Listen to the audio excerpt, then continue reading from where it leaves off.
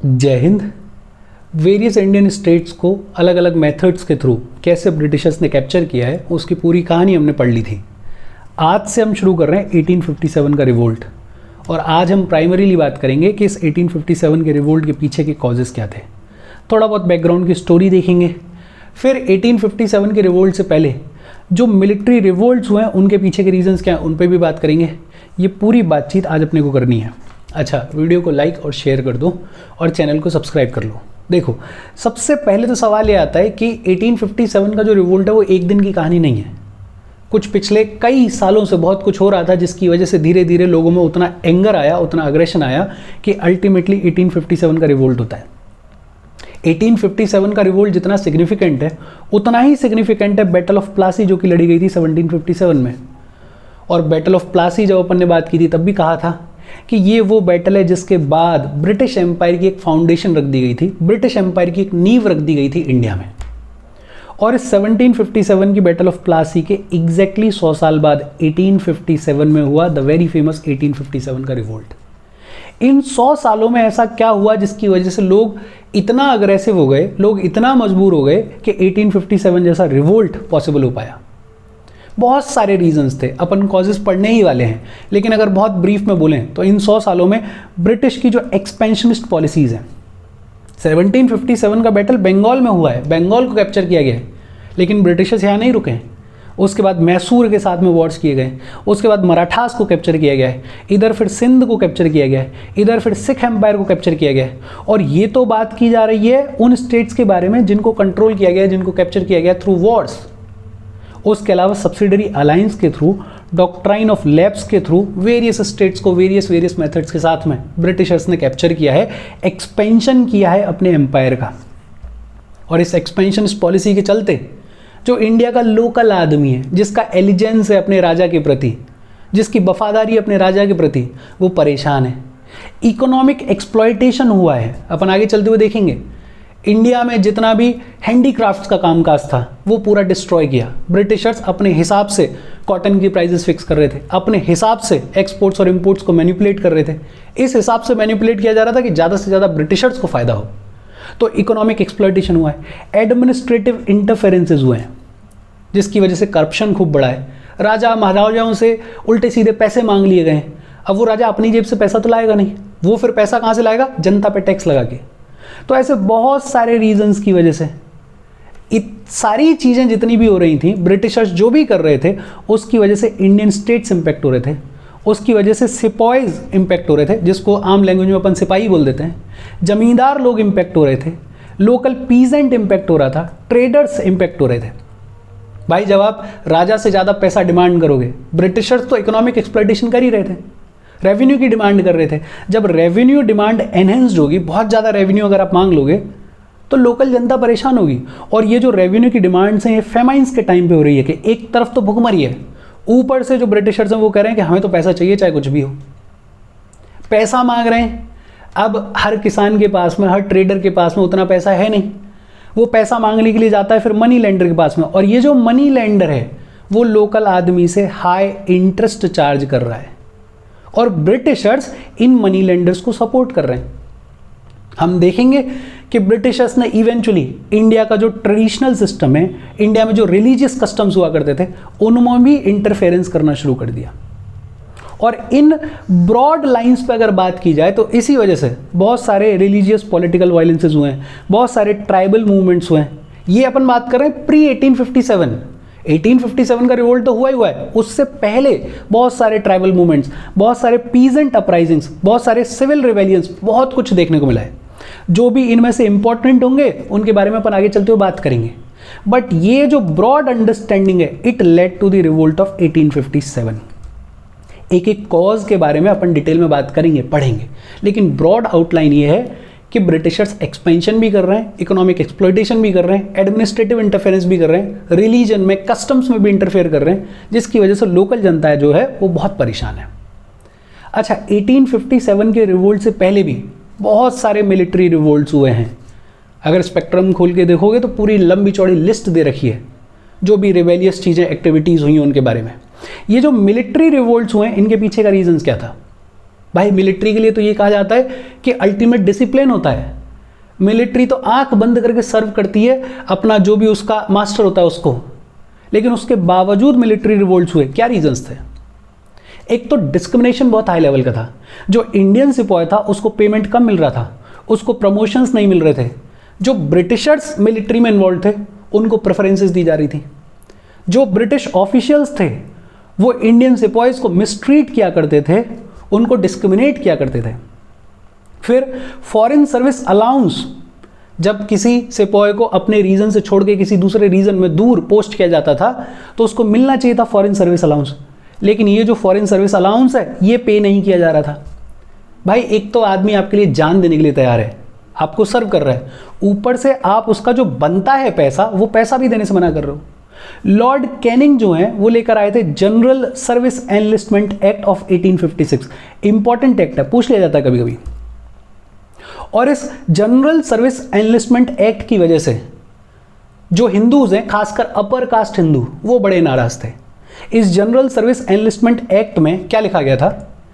ये कह दिया गया कि जो भी इंडियन सिपाहीज हैं उनको जहां चाहे वहां सर्व करने के लिए भेजा जा सकता है। जहां चाहे वहां से मतलब कि इंडिया के बाहर भी, ओशियंस को क्रॉस करके, मान लो यूरोप में सर्विस की ज़रूरत है तुम्हारी, तो तुम्हें यूरोप भी भेजा जाएगा। कहीं भी आपको डिपोर्ट किया जा सकता है, आपकी सर्विसेज के लिए आपको बुलाया जा सकता है। और जो इंडियंस थे, खासकर जो अपर कास्ट इंडियंस थे, वो इससे बहुत ज़्यादा नाराज थे, बिकॉज एक बिलीफ सिस्टम था, ये कह सकते हैं कि अंधविश्वास था।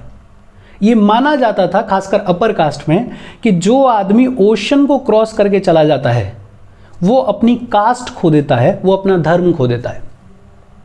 तो उस टाइम के हिसाब से एक तरीके से ये जो जनरल सर्विस एनलिस्टमेंट एक्ट है 1856 का, ये उस समय के जो भी सोल्जर्स हैं, उस समय के जो इंडियंस हैं, उनके रिलीजियस बिलीफ्स को हर्ट करता है। आज की डेट में सुनने में ऐसा लगता है कि इसमें कौन सी बड़ी बात है, लेकिन तब ऐसी दुनिया थी कि ये चीज़ें मैटर कर रही थी। उसके अलावा the sipahis share the discontent of the civil population also. ये जो सिपाही है ये किसी फार्मर का बेटा है, ये किसी लोकल ट्रेडर का बेटा है, ये किसी लोकल रहने वाले इंसान का बेटा है, विदेश से तो नहीं आ रही है। अगर ये फार्मर परेशान किया जा रहा है, अगर ये ट्रेडर परेशान किया जा रहा है, अगर ये लोकल आदमी परेशान किया जा रहा है, तो इसका जो बेटा, इसका जो भाई सिपाही के तौर पे सर्व कर रहा है वो भी तो परेशान होगा। उसको भी तो अंदर अंदर लगेगा कि नहीं यार, मैं इनकी सर्विस कर रहा हूँ, इनके अधीन इनके लिए काम कर रहा हूँ, जान देने के लिए तैयार हूँ, और ये मेरे परिवार का ध्यान नहीं रख रहे हैं। रिलीजियस कॉन्फ्लिक्ट्स खूब सारे हो रहे थे। जैसे 1806 में सिख लोगों के लिए टर्बन प्राइड होता है, और उन सिख लोगों को बोल दिया गया कि आप टर्बन नहीं बांध सकते हो। आर्मी में जो सिपाहीज थे सिख लोग, उनको बोला गया कि आप टर्बन नहीं बांध सकते हो, आपको एक लेदर कॉकेट दे दिया जाएगा, वो पहनो। और ये जो है ये अल्टीमेटली लेड टू वेलोर म्यूटिनिटी, जो कि बड़ी फेमस म्यूटिनिटी है। ऐसे ही 1844 में जब बंगाल के सिपाहीज को बोला गया कि तुम्हें सिंध में भेजा जाएगा, मतलब अपनी जगह से दूर भेज रहे हैं, तो ये जो बंगाल के सिपाहीज हैं इन्होंने आउटब्रेक कर दिया, इन्होंने रिबेल कर दिया। ऐसे बहुत सारे छोटे छोटे रिवॉल्ट्स हुए हैं, रिबेल्स हुए हैं प्री 1857। और ये तो अपन 2 एग्जाम्पल देख रहे हैं, और भी बहुत सारे हैं, पूरी एक लिस्ट दे रखी है। जैसे बंगाल के जो सिपाहीज हैं उन्होंने म्यूटिनी की थी 1764 में, इधर फिर 1844 में दोबारा की गई है। वेलोर म्यूटिनी जो है वो 1806 में हुई है, जब सिपाहीज जो सिख सिपाहीज थे उनको बोला गया कि आप टर्बन नहीं पहनोगे, और उन्होंने मैसूर के रूलर के फेवर में झंडा उठाया और बोला कि हम ब्रिटिशर्स को सर्व ही नहीं करेंगे, अगर आप हमारे रिलीजन के साथ में इंटरफेयर करोगे हमारा कोई लेना देना ही नहीं है। तो बहुत सारे मिलिट्री रिवोल्ट्स प्री 1857 भी हुए। एक चीज़ ये भी ध्यान रखना कि ये जितने रीजंस हैं ये सब 1857 के रिवोल्ट के लिए भी वैलिड हैं, बिकॉज 1857 का जो रिवोल्ट है वो एक दिन में नहीं हुआ कि रातों रातों प्लानिंग हुई और रिवोल्ट कर दिया। इन्हीं सब चीज़ों का तो कल्मिनेशन है at the end of the day ये जो 1857 का रिवोल्ट है। तो ये सारे रीजंस जो कि मिलिट्री के साथ में चल रहे हैं, ये सारे reasons will eventually lead to 1857 का रिवोल्ट।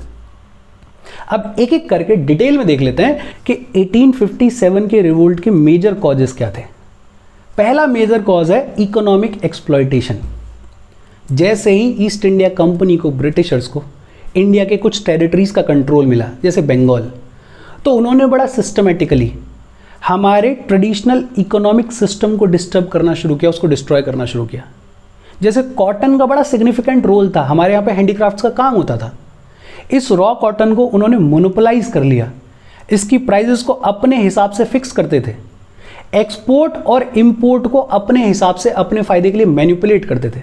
जैसे ब्रिटिशर्स के जितने भी यूरोपियन मार्केट के गुड्स थे, हैंडीक्राफ्ट्स थे, कपड़े थे जो कि मशीन से बन के आ रहे थे, उन पे टैक्सेस नहीं लगाए जाते थे। टैक्सेस क्यों नहीं लगाए जाते थे?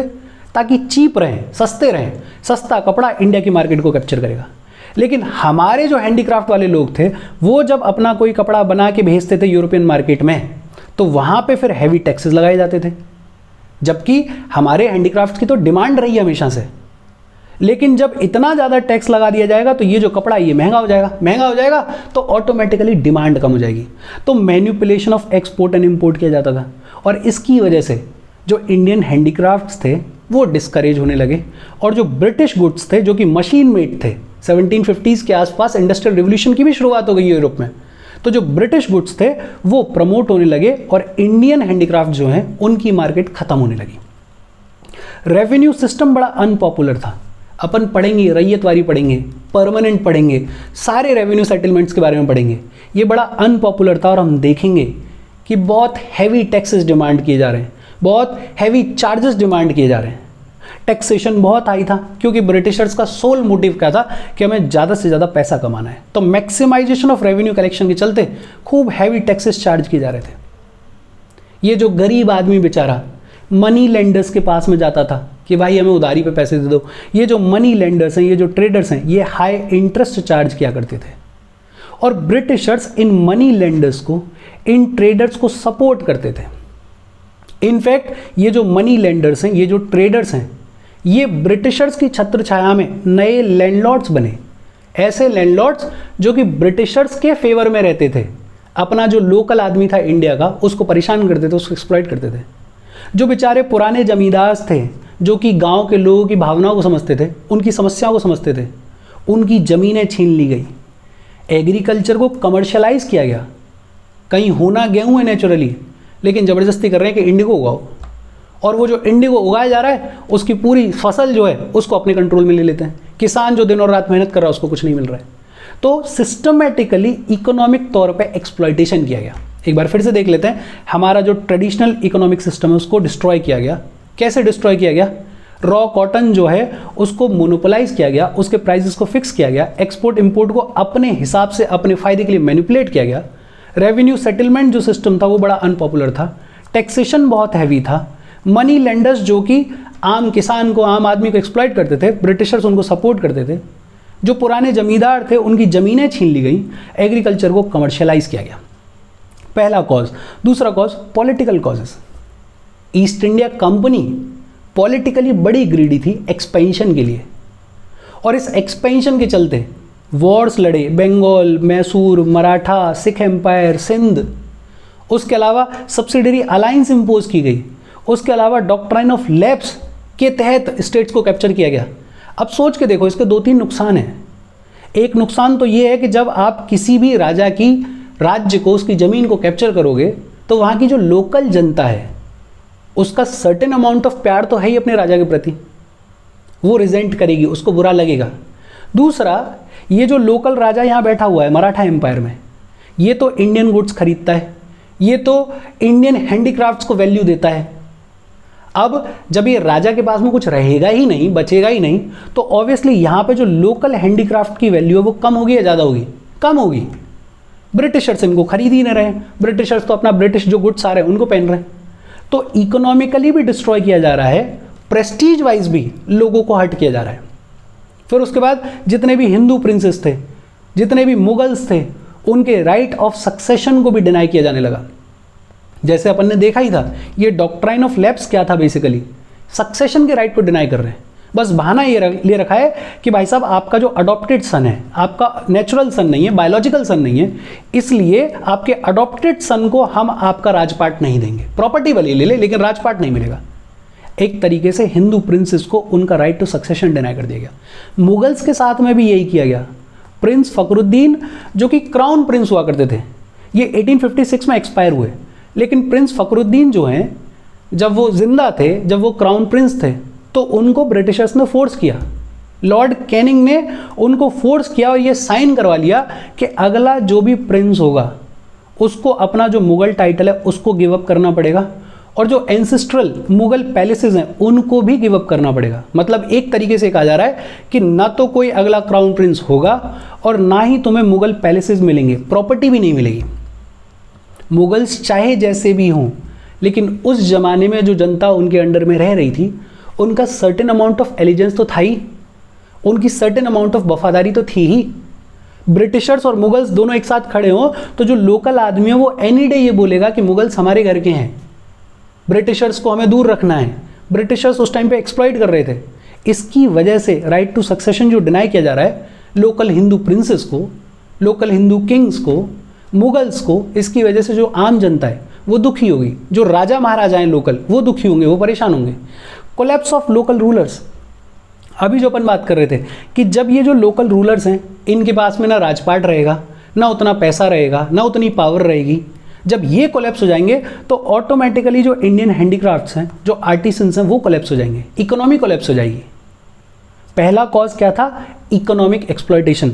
दूसरा कॉज क्या है? Political causes. तीसरा एडमिनिस्ट्रेटिव कॉजेस। ये जितने भी कंपनी के अंडर, ब्रिटिश एम्पायर के अंडर लोग काम कर रहे थे, ये ऑफिशियल्स बेहद करप्ट थे, और करप्शन का लेवल इस हद तक था कि जब गवर्नर जनरल्स वगैरह, उन गवर्नर जनरल्स के अंडर काम करने वाले ऑफिसर्स वगैरह वापस जाया करते थे विदेश में, तो वहाँ विदेशी देख के बोला करते थे कि पता नहीं इंडिया में तो क्या ही बट रहा है, इतना पैसा लेकर जाते थे। ये पैसा आ कहाँ से रहा था? ये पैसा आ रहा था करप्शन से, और करप्शन जब होता है तो आम आदमी परेशान होता है। वही हो रहा था उस टाइम की लोकल जनता के साथ में। सोशियो रिलीजियस कॉजेस, और ये बड़ा इंपॉर्टेंट रोल प्ले करता है किसी भी सोसाइटी में, किसी भी एरा में। अगर आप किसी इंसान के रिलीजन के साथ में इंटरफेयर करोगे, उसके सोसाइटी, उसके वे ऑफ लिविंग के साथ में इंटरफेयर करोगे और कोशिश करोगे कि रातों रात सारी चीज़ें बदल जाएं, तो ज़्यादा प्रोबेबिलिटी है कि वो इंसान रिबेलियस हो जाएगा। और वही हुआ उस दौर के इंडियंस के साथ में। हालांकि सोशियो रिलीजियस कॉन्टेक्स्ट में कुछ चीज़ें ब्रिटिशर्स ने ऐसी की थी जो कि आज पीछे मुड़ के देखी जाए तो लगता है कि यार ये तो सही था, लेकिन उस दौर में ऐसा माहौल था, ऐसी सोसाइटी थी, ऐसा वे ऑफ लिविंग था कि लोगों ने इसके अगेंस्ट में भी विरोध किया। सोशियो रिलीजियस कॉजेस, एक तो क्रिश्चियन मिशनरीज को अलाउ कर दिया गया था। ये आपको पता होगा कि एक चार्टर एक्ट ऑफ 1813 लाया गया था, और इस चार्टर एक्ट ऑफ 1813 के through Christian missionaries were allowed in India. Christian missionaries India में आएंगे तो बट ऑब्वियस सी बात है कि क्रिश्चियनिटी को स्प्रेड करेंगे, और इंडियंस को ये डर था कि सबको क्रिश्चियनिटी में कन्वर्ट कर दिया जाएगा और जो उनका ओरिजिनल रिलीजन है वो पूरी तरीके से खत्म हो जाएगा। इनफैक्ट इंडियंस को क्रिश्चियनिटी में अट्रैक्ट करने के लिए लॉज लाए गए। जैसे एक बड़ा पॉपुलर लॉ है, एक्ट है, रिलीजियस डिसेबिलिटीज एक्ट, जिसको लेक्स लॉकी एक्ट भी बुलाया जाता है, 1850 में लाया गया। होता क्या था कि जब कोई इंसान क्रिश्चियनिटी में कन्वर्ट होता था तो जो उसकी एंसेस्ट्रल प्रॉपर्टी हुआ करती थी उस प्रॉपर्टी पे उसका हक खत्म हो जाता था। भाई आप दूसरे धर्म में चले गए, घर वाले ये कह रहे हैं कि अब हम आपको प्रॉपर्टी नहीं देंगे।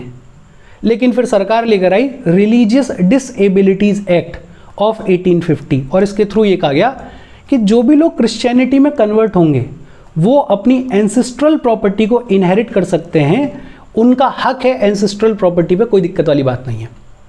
अब जो लोकल इंडियन है वो तो नाराज होगा इससे। फिर एक बड़ा अच्छा काम किया बेंटिक साहब जो हैं, वो 1829 में रेगुलेशन 17 लेके आए, और इस रेगुलेशन 17 के थ्रू सती को अबॉलिश कर दिया गया। अब आज की डेट में ये पढ़ने में सुनने में अच्छा लगता है कि हाँ यार सती को अबॉलिश किया गया, लेकिन उस दौर का इंडिया जो था, उस दौर का जो वे ऑफ लिविंग था, लोगों ने इसके अगेंस्ट में विरोध किया, इसके अगेंस्ट में आवाज़ उठाई, लोग इससे नाराज थे। डलहौजी 1856 में विडो रीमैरिज एक्ट लेकर आए, और ये जो विडो रीमैरिज एक्ट है आज हाइंडसाइट में देखते हैं तो लगता है ये तो सही किया था, लेकिन फिर वही बात कि तब वे ऑफ लिविंग ऐसा था कि लोग इससे भी नाराज थे। ब्रिटिशर्स ने गर्ल एजुकेशन पर फोकस करना शुरू किया, उसको प्रमोट करना शुरू किया, और लोग इस सब को मान रहे थे कि उनके वे ऑफ लिविंग के साथ में, उनके रिलीजन के साथ में इंटरफेयर किया जा रहा है, और लोग इसकी वजह से नाराज थे। क्या सोशल रिलीजियस कॉजेज हैं? एक तो क्रिश्चियन मिशनरीज को अलाउ कर दिया था और लोग सस्पिशियस थे कि सबको क्रिश्चियनिटी में कन्वर्ट कर दिया जाएगा। दूसरा रिलीजियस डिसेबिलिटीज एक्ट, जिसको लेक्स लॉकी एक्ट भी बोलते हैं, 1850 में लाई गई, और इसके through Christian converts were allowed to inherit ancestral property. Sati को अबॉलिश कर दिया गया था। इंपॉर्टेंट है, याद रखना। किसने किया था? बेंटिक ने किया था, 1829 में किया था। कौन सा रेगुलेशन? 17। डलहौजी लेकर आए थे विडो रीमैरिज एक्ट ऑफ 1856। फिर आउटसाइड इवेंट्स के आउटकम्स ने भी लोगों में थोड़ा कॉन्फिडेंस दिया। जैसे फर्स्ट अफगान वॉर खत्म हुआ और अपने को पता है कि फर्स्ट अफगान वॉर में ब्रिटिशर्स को जो आउटकम चाहिए था वो आउटकम नहीं मिला था। एक तरीके से ब्रिटिशर्स हार गए थे। और जो ये बड़ी लंबी चौड़ी इमेज बनी हुई थी ब्रिटिशर्स की कि इनको तो हराया ही नहीं जा सकता, उसको चोट पहुंची, उसको डेंट पहुंचा। लोकल आदमी को थोड़ा सा भरोसा आया कि यार जब अफगान लोग हरा सकते हैं ब्रिटिशर्स को तो हम क्यों नहीं हरा सकते हैं। पंजाब वॉर्स, हालांकि सिख लोगों को पंजाब वॉर्स में ब्रिटिशर्स ने अल्टीमेटली हराया, कैप्चर किया, लेकिन सिख एम्पायर की फौज ने बड़ा स्ट्रांगली अपोज किया था ब्रिटिशर्स की आर्मी को, अपनी ताकत दिखाई थी। लोगों को समझ में आया कि ब्रिटिशर्स को हम जितना पावरफुल समझ रहे हैं उतना पावरफुल है नहीं। क्रीमियन वॉर्स, संथाल रिवेलियन, अपन आगे चलते हुए पढ़ेंगे, बड़ा इंपॉर्टेंट रिवेलियन है ये। और ये कुछ ऐसे इवेंट्स थे जिसकी वजह से ब्रिटिशर्स की जो बड़ी लंबी चौड़ी इमेज बनी हुई थी कि इनको तो हराया ही नहीं जा सकता, उस इमेज को थोड़ी सी चोट पहुंची। लोगों को थोड़ा सा भरोसा आया कि जब ये लोग कर सकते हैं तो हम लोग क्यों नहीं कर सकते हैं रिवोल्ट, हम लोग क्यों नहीं उठा सकते हैं आवाज़। लेकिन जो मेन पॉइंट था, जो मेन कॉज था मेजर, वो था डिसकंटेंट अमंग सिपॉइज। और डिसकंटेंट की बात अभी अपन कर गए हैं जब प्री 1857 के मिलिट्री रिवोल्ट्स की बात कर रहे थे। वही सेम रीजंस यहाँ पे भी अप्लाई होंगे भाई, वही तो बैकग्राउंड की कहानी है। जैसे वियरिंग कास्ट सिंबल्स, जैसे सिख सिपॉइज को बोला गया था कि तुम टर्बन्स नहीं पहन सकते हो, तो जो कास्ट को रिप्रेजेंट करने वाले, रिलीजन को रिप्रेजेंट करने वाले सिंबल्स हुआ करते थे, उन पर रेस्ट्रिक्शंस लगा रहे थे ब्रिटिशर्स। रूमर्स ऐसी फैल रही थी कि अल्टीमेटली ब्रिटिशर सबको कन्वर्ट करना चाह रहे हैं। लॉर्ड कैनिंग का general service enlistment act of 1856, इसके बारे में अभी अपन ने बात करी। अपर कास्ट हिंदू को ये लग रहा था कि अगर ओशियंस के बियॉन्ड हमें भेज दिया गया तो हमारी कास्ट खत्म हो जाएगी, हमारा धर्म खत्म हो जाएगा। फॉरेन सर्विस अलाउंस, जो भत्ता मिलता था, वो भत्ता देना बंद कर दिया। अवध का एनेक्सेशन, और अवध का एनेक्सेशन किया गया था मिस गवर्नेंस के लिए, मिस रूल के लिए।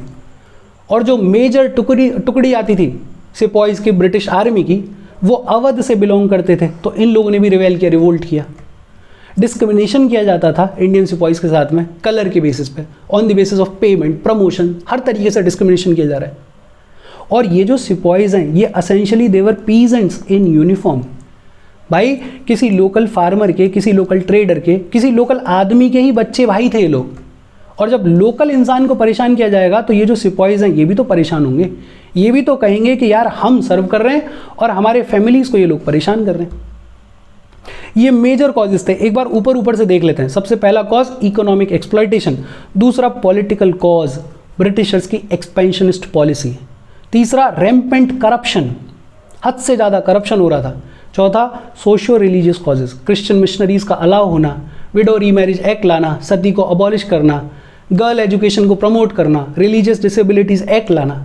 फिर कुछ ऐसे इवेंट्स हुए जिनमें ब्रिटिशर्स को हल्का सेटबैक फेस करने को मिला, उसको देख के इनकी जो बड़ी इमेज थी कि इनको हराया नहीं जा सकता, उसको थोड़ा सा डेंट पहुंचा। सिपॉइज जो हैं वो बेहद नाराज़ थे। ये सारे मेजर कॉजेज हैं 1857 के रिवोल्ट के। लेकिन वो कौन सा इमीडिएट कॉज है जिसने चिंगारी का काम किया, जिसकी वजह से 1857 का रिवोल्ट भड़क गया, शुरू हो गया? भाई ये जो सारे कॉजेज़ की अपन बात कर रहे हैं ये तो चले आ रहे थे, पिछले कई सालों से लोग इसको फेस कर रहे थे, लेकिन वो इमीडिएट कॉज जिसकी वजह से रिवोल्ट की शुरुआत हुई, और वो दो लेवल्स पर ऑपरेट कर रहा था। एक तो ये कि रिपोर्ट्स ये आ रही थी, सिपॉइज जो सर्व कर रहे थे ब्रिटिशर्स को, उनको ये रिपोर्ट्स मिल रही थी कि उनके धर्म को ख़राब करने के लिए, उनके धर्म को भ्रष्ट करने के लिए उनके आटे में बोन की डस्ट मिलाई जा रही है। और ये तो आप आज भी सोच सकते हो। फॉर एग्जाम्पल, आपको कहीं से खबर मिले कि कोई आपके वे ऑफ लिविंग को स्पॉइल करने के लिए, आपके रिलीजन में इंटरफेयर करने के लिए आपके आटे में बोन की डस्ट को मिला रहा है, आपको गुस्सा आएगा। और ये तो वो दौर का इंडिया है जब ब्रिटिशर्स ऑलरेडी इंडियंस को एक्सप्लॉइट कर रहे हैं, ब्रिटिशर्स ऑलरेडी सप्रेस कर रहे हैं इंडियंस को, उनके कल्चर को, उनके वे ऑफ लिविंग को, उनके ट्रेडिशन को किसी भी तरीके से चेंज करने की कोशिश कर रहे हैं। लोग सस्पिशियस हैं कि अल्टीमेटली उनको क्रिश्चियनिटी में कन्वर्ट कर दिया जाएगा। लोगों में ऑलरेडी ये डर है। ये जो सिपॉइज हैं ये ऑलरेडी परेशान है बिकॉज इनकी फैमिलीज़ को परेशान किया जा रहा है। और ऐसे में रिपोर्ट आ रही है उनके पास में कि उनके रिलीजन को स्पॉइल करने के लिए, उनके धर्म को भ्रष्ट करने के लिए उनके आटे में बोन की डस्ट मिक्स की जा रही है। और दूसरा जो बड़ा इंपॉर्टेंट रीज़न है, 1856 में ब्राउन बेस एक राइफल हुआ करती थी, एक बंदूक हुआ करती थी, उसको रिप्लेस किया गया एनफील्ड राइफल से। पंजाब के लोग तो इसका नाम कभी नहीं भूलेंगे, एनफील्ड राइफल। एनफील्ड बेसिकली एक जगह थी यूरोप में, लंदन में, जहाँ पे ये राइफल बनती थी और उसी के नाम के हिसाब से इसका नाम रखा गया था एनफील्ड राइफल। इसमें प्रॉब्लम क्या थी, इसका जो कार्टेज था वो बीफ और पिग फैट से बना हुआ था। बेसिकली होता क्या था, ये इसका कार्टेज, इसको बंदूक में डालने के लिए मुंह से खोलना पड़ता था, और ये जो कार्टेज है ये बीफ और पिग फैट से बना हुआ होता था। और जो सिपॉइज हैं उनको लगा कि यार ये तो अल्टीमेट तरीका है हमारे रिलीजन को स्पॉइल करने का, हमारे वे ऑफ लिविंग को स्पॉइल करने का। आज भी आप जानते ही हो कि कितना लंबा चौड़ा विवाद हो जाता है, बवाल हो जाता है इन दो शब्दों पे, तो रिलीजन और बीफ। तो उस दौर का इंडिया जहाँ पे ऑलरेडी लोग ब्रिटिशर्स से परेशान हैं, ब्रिटिशर्स के कामकाज करने के तरीके से परेशान हैं, वहाँ पे सिपॉइज के साथ में ऐसा किया जा रहा है कि उनको एक नई राइफ़ल दी गई है 1856 में, एनफील्ड राइफ़ल। और ये जो एनफील्ड राइफ़ल का कार्टेज है वो बीफ से बना हुआ है, वो पिग फैट से बना हुआ है। बट ऑब्वियस सी बात है कि ये जो सिपॉइज हैं ये रिवोल्ट करेंगे, और इन सिपॉइज ने रिवोल्ट किया, जिसको अपन बोलते हैं 1857 का रिवोल्ट। और इसके साथ में मेजर कॉजेस ख़त्म हो गए। कैसे रिवोल्ट शुरू हुआ, कहाँ से शुरू हुआ, पूरी कहानी क्या है, वो अपन अगले लेक्चर में पढ़ेंगे। कोई डाउट हो तो please comment. Thank you very much.